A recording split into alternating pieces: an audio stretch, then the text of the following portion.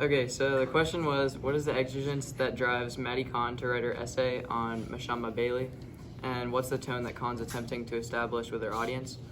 I'm going to say I believe that Maddie Kahn is impressed by the way that Mashama Bailey addresses national division and racism. And I have a quote, and it says that Bailey has awakened determination to play a part in bridging the deep culture divide in America during a time of profound national division, activated racism, and raging classism.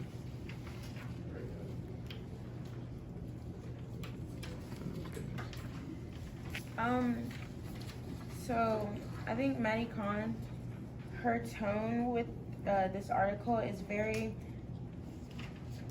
blunt, but at the same time it's kind of approachable. Like, it's not very formal, just like I'm talking to you face to face kind of deal. Like with this quote, Mashama Bailey was well fired. You know, you see that bluntness in that quote.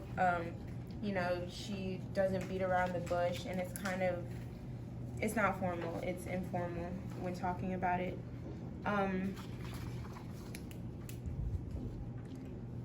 Yeah.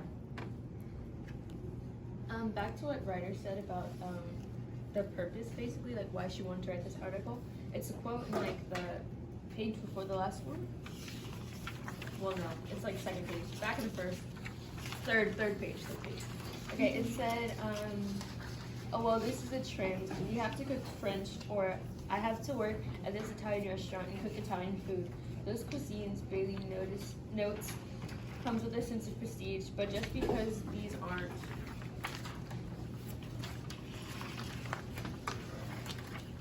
schools or institutions dedicated to black food, it doesn't mean it's not as important, or it's just that it's been stifled.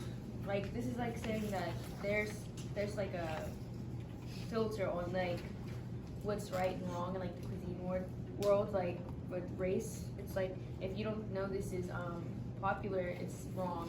Or just because it's like not traditional like European cuisine, it's not right. If it's like what like black people know is like their food, it's supposedly like not supposed to be right, or supposed to be like shown or experienced by other cultures.